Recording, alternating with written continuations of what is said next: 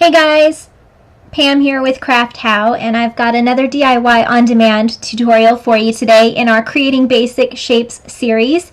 We're going to talk about letter sizing because although letters themselves are not sort of really a shape, they have a lot to do with our finished product, and we want them to be the size that we expect them to be. So we've got a few ways to make sure that they behave the way you want them to. So I've got some text here. This is still totally editable. We can change what it says. We don't have to ungroup it. Now I've seen a lot of people say that you want to convert it to a path because then it'll tell you the true size of the letter.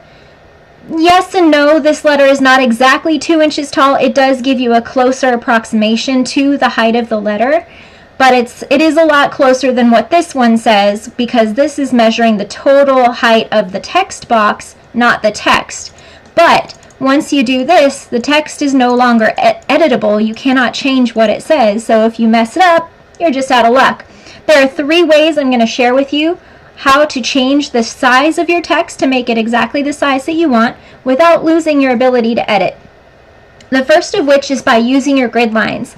This is the most basic function that's available in Silhouette Studio, and that is going into your page setup, clicking on the grid, making sure that your grid is visible, and then you can set your divisions based on what size you actually want your text to be. In this case, my divisions are set to 1, which means each of my boxes is going to be 1 inch by 1 inch. And you can see that with the rulers up at the top. Your version may not have rulers. This is Business Edition, Basic may not.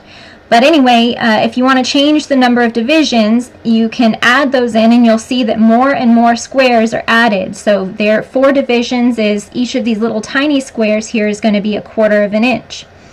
So using our 1 inch divisions, if we want our text to be 3 inches tall, we can just line up the text, regardless of what this box says, with 3 inches in height of our grid, and that means that our text is going to be about 3 inches from top to bottom.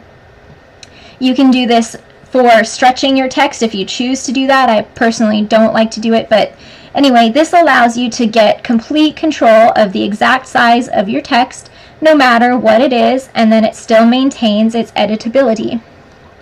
Another option, and I'm going to turn grid lines off for this one, is to use the guidelines. Your version, again, may not have this, but you can go up into this ruler section here and pull down a line. And let's say we're using a few different pieces of text or a few different fonts, however you want to do it. These are all individual letters that I can still edit if I wanted to, right? If I press the right buttons. Anyway.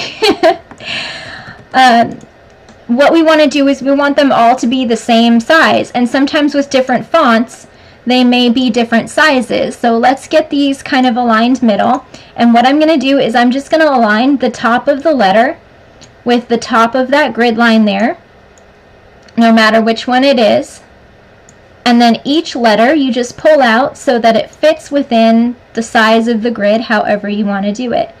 So this is how you can get multiple fonts to all be the same size, exactly the same size, without worrying about what the actual point, so like when you go in to edit, like what the point size of the letter is, because it's going to be different for every font. Anyway, so you get what I'm saying here. You just drag each one out, and as long as your tops are touching your top line and your bottoms are touching your bottom line, they're going to be the exact same size. The last version is with boxes, and I love boxes. It's my favorite thing to do.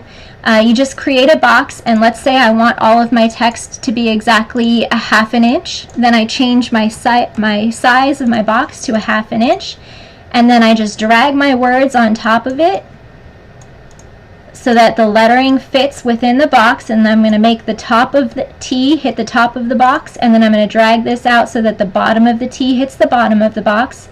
And now I know that my text is exactly going to be 1/2 inch tall. The best thing about this is that it's still editable.